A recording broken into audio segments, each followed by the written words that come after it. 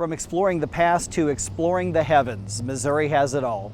Hi, I'm Mike Ferguson. Did you know the technology built in the 1800s is still being used right here to teach tomorrow's scientists?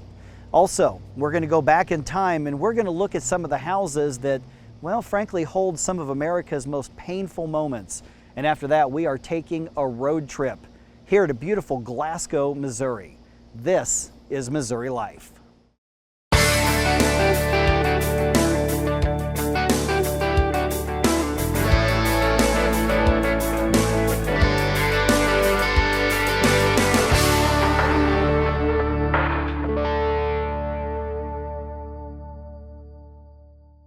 The tools of the past still look to the heavens and to the future, and it's happening today in Fayette. The story starts in 1875. Ulysses S. Grant was president. An aspiring young scientist named Tesla first enrolled in college to study mechanics and the new field of electrical engineering, and Jesse James was still an active outlaw in Missouri. In fact, he even robbed a train in Otterville that year. It's also the year the Morrison Observatory opened, although it would be a while until that had anything to do with Fayette. What would eventually make the trains run on time, keep time for much of the country, and advance the world's understanding of astronomy started as a request to a friend from C.W. Pritchett. When Pritchett had the school in Glasgow, the Pritchett Academy, there was a good friend of his, Beatrice Morrison. She was a fairly wealthy lady, and they got to know each other, and they would go out at night and watch the stars. And Pritchett was explaining to her the stars and the moons and the planets and all these wonderful things that you couldn't see. And she asked, well, what would, and he would talk to her about the observatories that he had when he was in school and college. And she basically asked him, says, well, what would it take to build an observatory? And he goes, oh, a lot of money, you know, $100,000. And so she goes, okay. The Morrison Observatory opened with a brand new Clark telescope, which is still being used today. More on that in just a moment. A year after opening, the observatory added another telescope. This one is a Meridian telescope. It's smaller than the Clark, but it had an important job that impacted much of the Midwest. Pritchett, he would sit and watch and look through the eyepiece, and as the star crossed the meridian, he had basically a clicker or a key that he would click as the star crossed each one of the crosshairs in the eyepiece. That would in turn mark the chronograph, which is basically a stopwatch, and then check that against the clock. This clock would close the telegraph key so that the railroad station in Alton, Illinois would get an audible click on their telegraph. Then the telegraph operator would make sure that their clock there was at the correct time, and then all the conductors that came in would make sure that their pocket watches coincided with that clock at the station. There was one stipulation back then, though, that keeps the experience of deep space available to you in the present day. And when Bernice Morrison gave the money to have it built, one of the stipulations was it will always be open to the public, not just for education, but always for the public. Now, about that Clark telescope. It was cutting-edge technology then, and in fact, much of what's in today's science textbooks when it comes to astronomy was discovered using it right here in Missouri. It was one of the major instruments of its time. When the lens was built, it was the fourth largest telescope in the United States. When it was assembled down in Glasgow, it was the seventh largest telescope. So it was a major observatory at that time. That type of telescope is still thought of as a planetary telescope, which is mostly what was being studied at that time, studying the planets.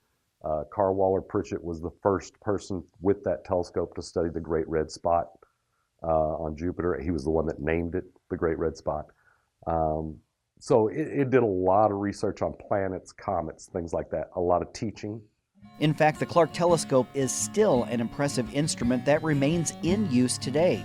Almost 140 years later, college students still look through it to learn, and schools bring children to the observatory as well for an experience they hope will inspire an interest in exploration and science. Everything you look at through a telescope is in the past. Andromeda Galaxy is 2.2 million light years away. So when you look at it and you're looking at another spiral galaxy like our own, and then you tell them that light traveled 2.2 million years to get to the back of your eye, I mean, people are just stunned. I'm looking 2.2 million years into the past. It becomes an awesome thought that I know a lot of people ponder once they get home. The Morrison Observatory is open to the public on specific dates in September, October, and November each year. Heaven may not be a place on earth, but in Missouri, we've got a place on earth that brings you closer to the heavens.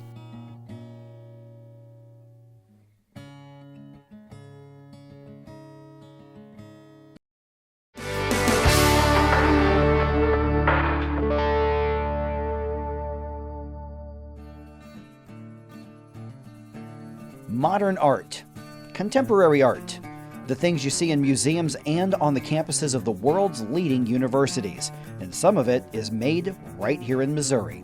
In fact, before these world-class sculptures enhance universities, memorials, and museums, they're built on a quiet rural homestead in Harrisburg. This is where Charles Strain's imagination comes to life, and it connects the Show Me State to the world through art. It's a calling, and I have no choice. With this, I have nothing. I don't exist. I think any piece of artwork should have a little bit of mystique to it, something a little mysterious. And, you know, being out here in rural Missouri really allows me to examine nature and watch the hayfields blow in the wind before they make their bales, and to see the fluid movement almost like an ocean on a creative mind. It's epic. From a very young age, teachers, my parents, friends, the amount of encouragement I received as a young budding artist. You might not have been able to understand my work, but so many folks just said it's okay. Just keep working, just keep making stuff. I was in college and I came home from my sophomore year in college at Culver Stockton College for a Thanksgiving break. And one of my nephews was young enough, he was in a playpen. And I just finished some paintings in college. And one of the paintings I hung just above his playpen. And he struggled to get up and was actually reaching for the painting. And at that point I realized that painting was a lie, that I was trying to convince him what he was seeing was three-dimensional, but yet on a two-dimensional surface. So at that point, I was charged by sculpture. Michelangelo says that a great piece of sculpture could roll down the hill without breaking. Well, I have a heavy hand, and I kind of make fun of the statement, but I knew he was talking about bronze.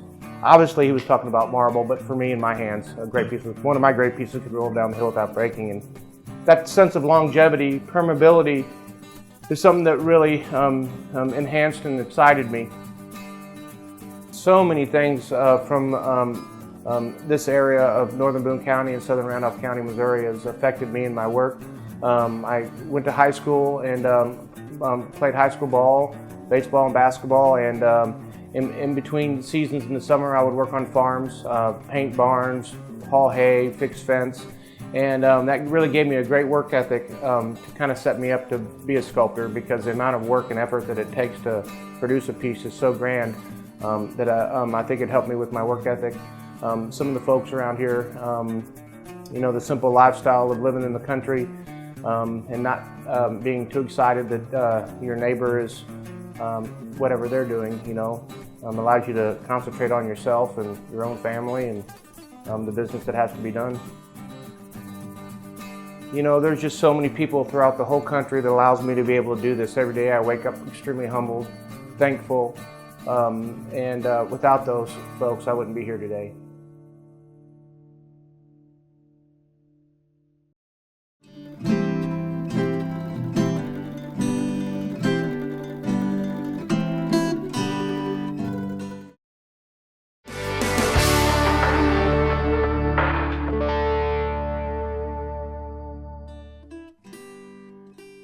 that the slave cabin that's here now, to me, is a testament to the people who lived in them. I think there were probably two things. It was, their home where they slept every night, where they cooked their meals, where they had their family, but then it was also, a prison cell for them. They were trapped there. It wasn't a place that they chose to be. We don't know how they lived, and there's a lot of myth and mystery around that as well, that people have the wrong information as to how slaves actually lived in Missouri. Missouri's Little Dixie region is a beautiful 17-county area of rolling hills, fertile farmland, and miles of river. In the 1800s, Southern farmers came here to build new communities and put down roots. And that made Little Dixie a lot like the Upper South when it came to politics and economy and religion and overall lifestyle. And that lifestyle included tens of thousands of slaves. And here in Little Dixie, a part of that history still stands. About 130 slave cabins built over a century and a half ago remain today. I think there were probably two things. It was, their home where they slept every night, where they cooked their meals, where they had their family, where they had to try to build a life, but then it was also, a prison cell for them. They were trapped there. It wasn't a place that they chose to be, but it was a place that they had to kind of make the best of what they had and try to build some sort of life in these quarters. Portia Moran thought she was just researching for a Missouri Life magazine article when she spent the night in a slave cabin as part of that research. What she discovered is more than just a history story. When you're just learning about it in school or, watching movies or whatever, it's not as easy to maybe put yourself in that position and kind of think like, this could have been me and what would it have been like if this had been my life. The majority of the research has gone to the big house and the white family. What we haven't done as of yet, and even in the Deep South, it's still the same. It's pretty much the same way, that we need to document those people or African American people that helped to build the big house and help create the lifestyle that these people were living in. For instance, it's easy to forget that after the day's work was done, it really wasn't done. A lot of their food was supplemented either through the gardens that they grew near their house, their individual cabins, as well as the meat would come from either the lakes and ponds or wildlife around the plantation. They were allowed to catch rabbits and other animals to have that protein source. And what was used as the dining room was also the family room and a very crowded bedroom. I've documented that in some areas where the hemp was a main culture, you could have maybe as many as 20 slaves in a room. Being in that place and seeing firsthand the conditions and kind of walking into that history allows you to see it beyond just numbers and kind of feel it a little bit more. And I think when you can kind of step into it like that, it makes you feel for it a little bit more and realize that it's not so far removed from your current situation, and that just a span of 160 years or so, you could have possibly been in that same situation. The presence of slavery in Little Dixie even impacted the architecture of the buildings. Here at the Crestmead Plantation, this room, called an observatory, was actually built on top of the home in order to allow the owners to look out the windows and keep an eye on the slave cabins, and also to look out on the fields to make sure the workers were getting the job done.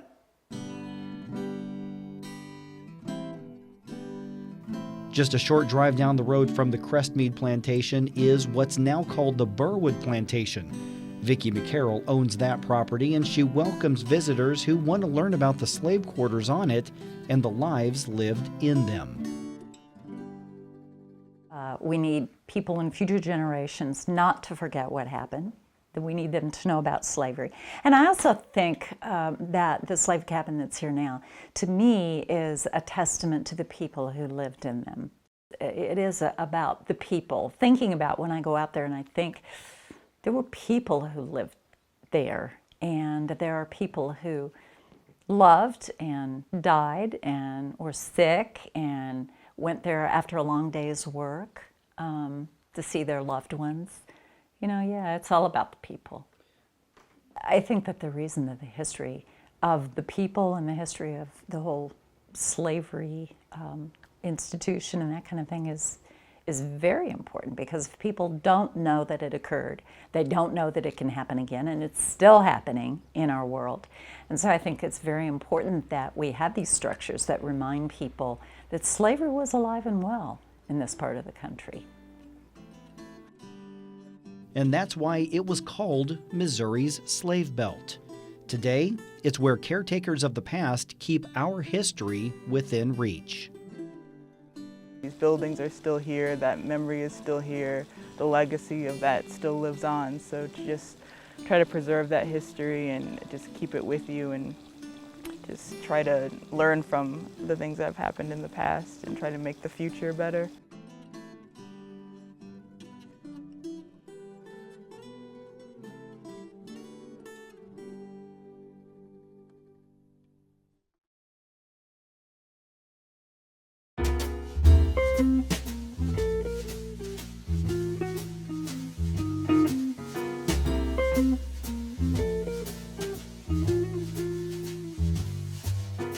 Chez Trappeur gets its name from the French fur trading history. And Arrow Rock is a town of history. It's a National Historic Landmark. And so people often come to this town to experience history. The proprietor's daughter and myself run a nonprofit bird observatory in Marshall, Missouri. And one day she was visiting. We stopped into a George Caleb Bingham art exhibit at the Visitor Center here in Arrow Rock. When we walked up the street afterwards, Diane noticed this building here, historic building, had been sitting for 7 years, slightly being engulfed by trees, and she decided that would make a nice wine bar and bistro.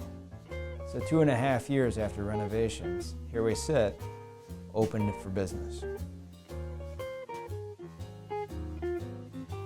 Our menu is essentially French fusion.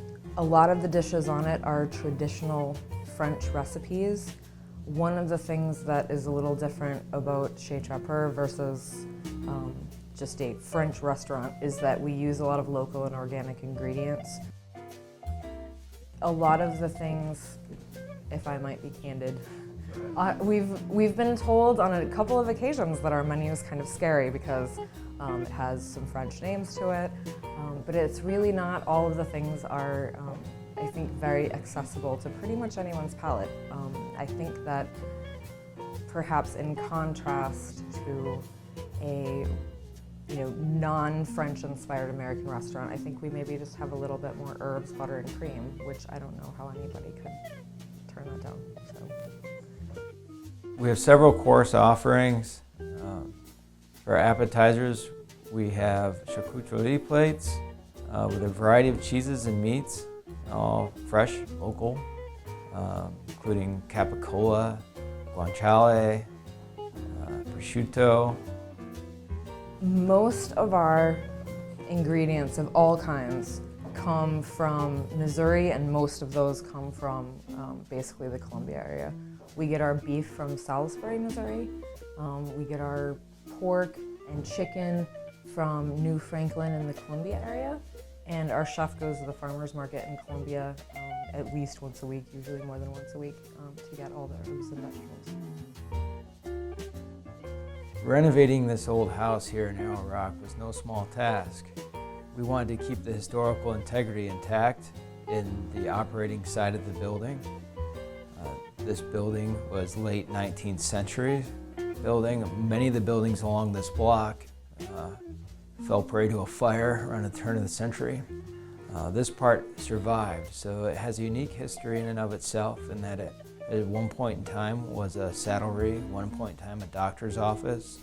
Other people and notable figures in town lived here throughout the years, and this is the first time it has been a wine bar and bistro. We have a dining area near the bar, which is actually a bar that was brought in from Philadelphia, a 19th century bar, with a beautiful copper top. As we began renovating, we found that it had a really nice cellar that would work well to house our wines. We used scraps of material from our backyard and nearby town to make the tasting room bar, which now looks excellent. I'm lucky enough to have the job of building our wine cellar, and right now we have about 130 selections by the bottle. We have 8 to 10 wines on our by the glass list, which we change up every couple weeks or so. And folks are always welcome to come in to our restaurant and taste any of the wines that we have currently by the glass. But we have wines from all over the world, including Italy, France, Spain, and other states in the U.S., including California, Oregon, and New Mexico as well.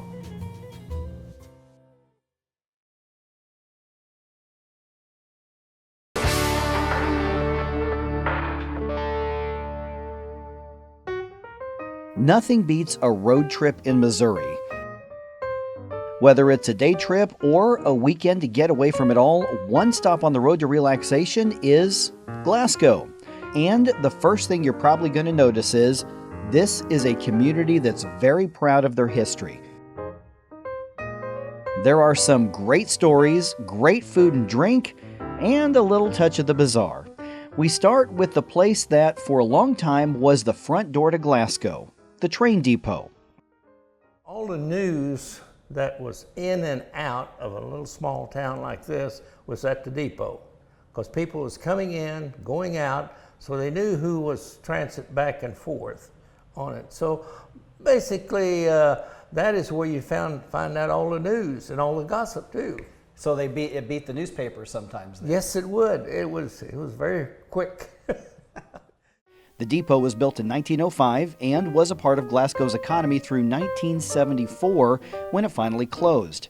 The building sat abandoned for 22 years until Hank Tees decided to revive the depot, at least as an historical treasure. 2 years later, in 1998, the depot reopened as a history museum of sorts.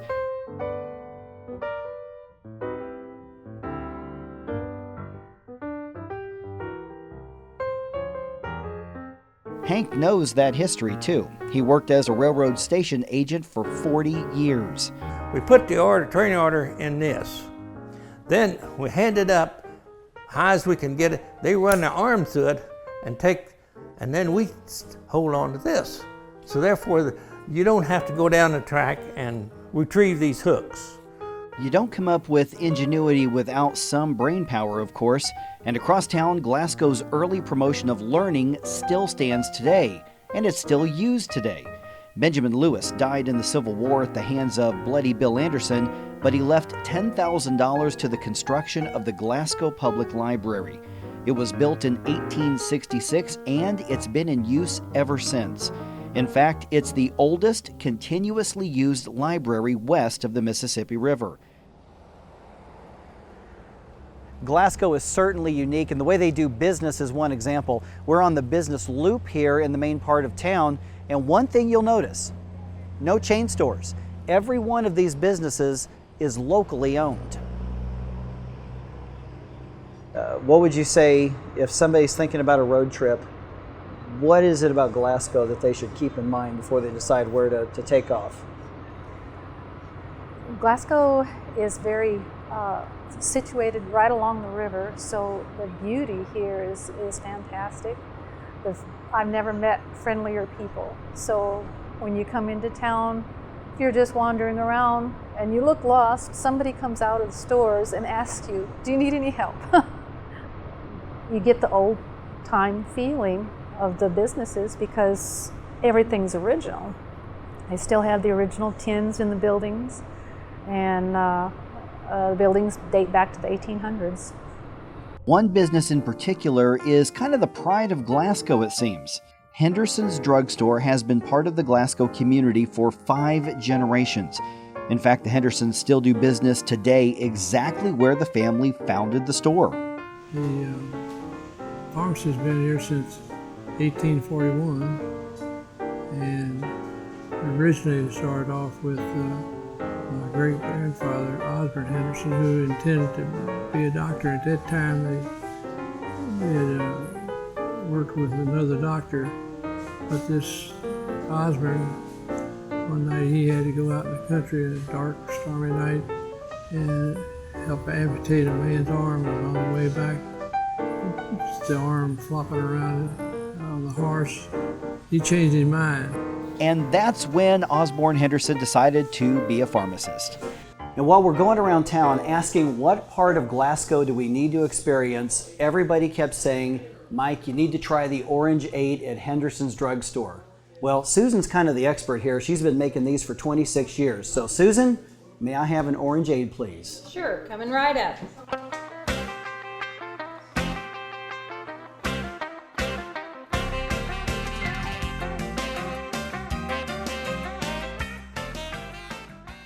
All right, my first Orangeade. Okay, that's why everybody kept telling me I needed to come get these. This is really good. My compliments to the chef. Thanks. Started at the side of a flopping, amputated arm, Henderson's drugstore is still going strong 173 years later. And speaking of arms, Glasgow's got another detached arm that people talk about. This one, though, is concrete, and it was recently discovered along an alley. Y'all recently found out about that concrete arm sticking out of a wall up there. What do you make of that? Everyone that I've talked to says that one of the guys who was building the wall lost his arm, and they did that in commemoration of him. They duplicated his arm in the wall. Other people say it was pointing in a direction to something, and what the something was, nobody seems to know. If it does point to something, what might it be? Is it kind of fun to have that mystery? It is. It's very much fun. Like many communities, Glasgow has a city museum, and theirs is in the ground floor of an old church building. Upstairs, a sanctuary unlike any other you are likely to see. It was built in the early 1860s by local Baptists. The Baptists sold the building 5 years later to the Presbyterians, who met there until 1975. In my estimation, it's like walking back in time. The square grand piano that you see up here is original to the church, as well as the music stand that you see there. You'll see we have a balcony, and that was for the Black Americans or Black people at that time, and that's the only place they could go in the sanctuary. They were not allowed in this area down here. Because we're talking about the middle and late 1800s that would have been used. That's correct. Which was very common, but it's also a reflection of the way that the country was at that time. Still at that time, that is correct. People from our own hometown, as well as other people, when I'm downstairs below in the museum, I always ask them to come up here and look back a time in history. So it is just that, a time in history that's been forgotten.